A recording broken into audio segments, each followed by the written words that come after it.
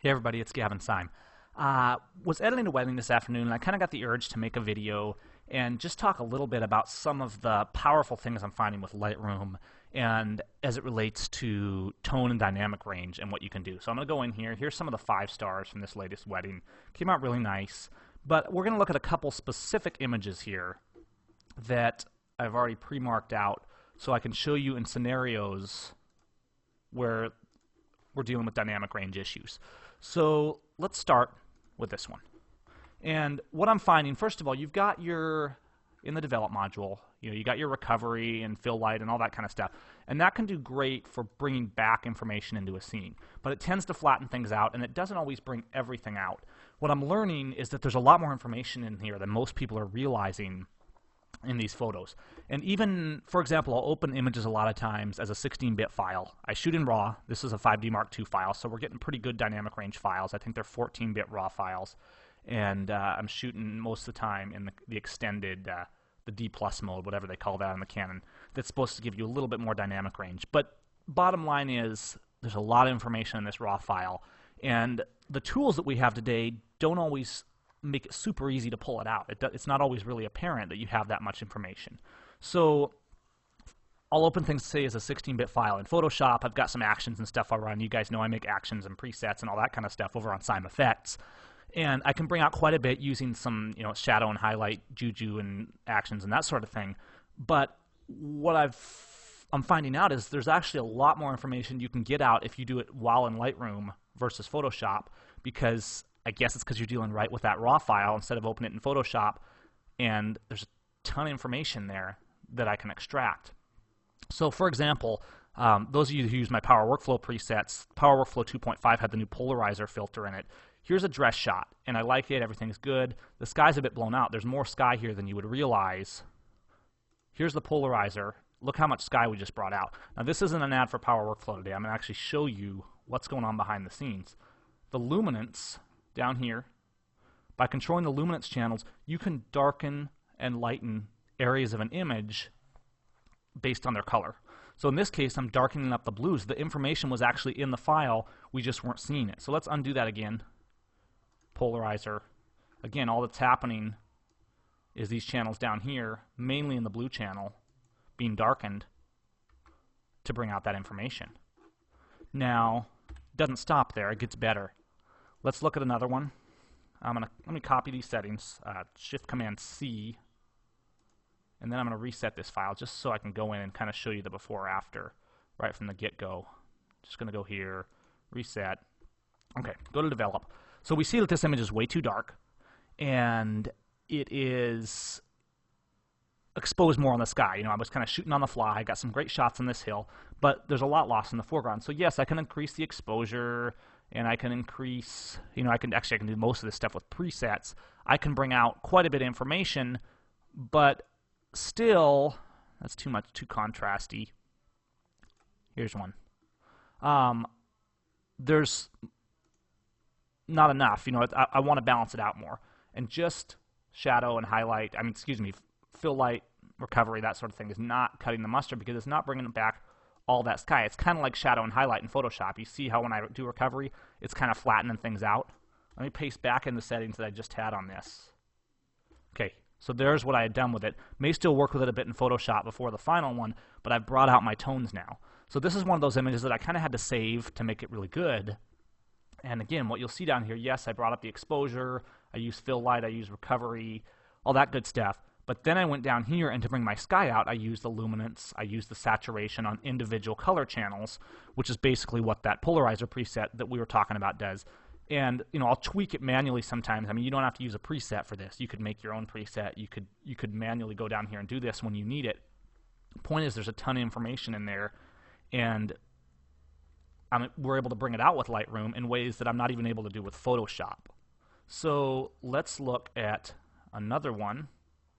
And here's a good example. This is a really good one. And I did this today, and I was almost in shock.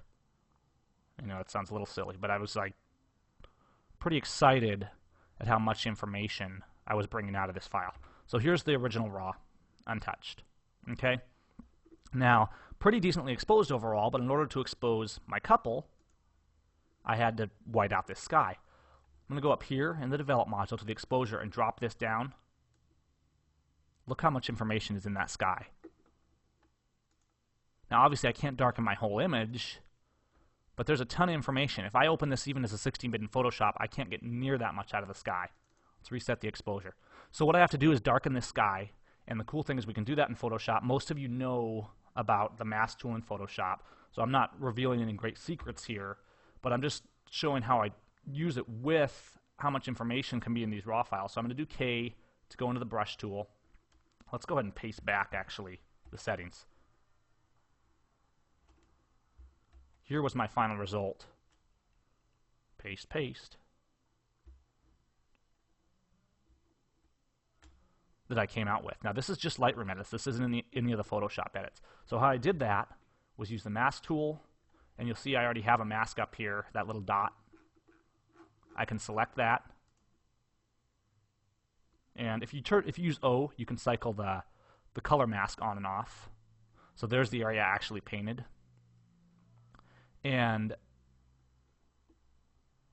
it was a little tricky because of the tree line. And that was probably the hardest part about this one. Some areas will be easier to mask, but I needed to mask the areas, a little bit of the edges, that kind of stuff. Get this sky darkened and still maintain my foreground. And you can turn the color mask on and off with O. You can cycle through, red, green mask, whatever color you want it with Shift-Command-O. And you can also just turn the mask off and use a brush to paint in whatever settings, which in this case is primarily less exposure. You can control these various things. So these settings here are what this brush here is painting. And you can control the size. While you're making the mask, you can do Option to bring an erase brush. So if you overmask a little bit, you can erase. Kind of like in Photoshop. Bottom line here is, I made the mask, and you got all this control on this guy because all that information is in the file. So I didn't want to go all the way down. It looks like too much, and my masking isn't that perfect. So I just did a balance, went about 2 stops under, just so I could do some recovery in the sky, bring back some of those clouds. Let's turn the mask tool off. So here is what I came up with in Photoshop. in Lightroom. Then I went into Photoshop for the final, and ran a few actions, brought out even more yet, because now that I brought out more in Lightroom, there was more to work with in Photoshop. Here's the final that I came up with when I came out of Photoshop. So I ran, this was the Camelot action from my Hollywood Effects set, primarily, but there was some other stuff and some manual stuff. I did burning and dodging and all that kind of stuff like I do with my favorite images, but most of this was done in Lightroom. Most of the information and the shadow and highlight detail was brought out in Lightroom. There's still good contrast. The range is nice. I've darkened the areas I want darken. And, whether you're into this image or not, there's a lot of information. I really love this image. I think the couple's going to really love it. But what I'm talking about today is how much information there is. And there's these, tools in Lightroom that we don't use a lot. We tend to overlook in our speedy workflows that can do a lot of stuff. So, I've blurred things down a little bit using the action, kind of soften things up and bring the focal point where I want it. But ton of information. So you can see that, it's still, I've done work over the Lightroom version. Here's the Lightroom version. Here's the Photoshop version. But most of the dynamic range was brought out in Lightroom. Let me reset it once more. Here's the original. Shift-Tab to hide all the panels. And Command-Z will undo that. Reset. There's what I came up with. So for images that need to recover a lot, use the tools that are here. Go down here, work with these Luminance channels.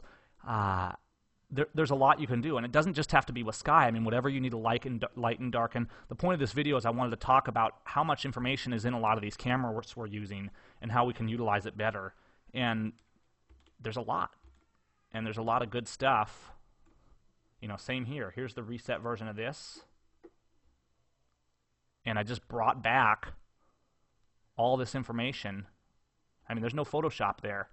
Whether I'll take this into Photoshop before I finalize it or not is up to me, but I brought out all these clouds. All that information was in the file just by manipulating this stuff.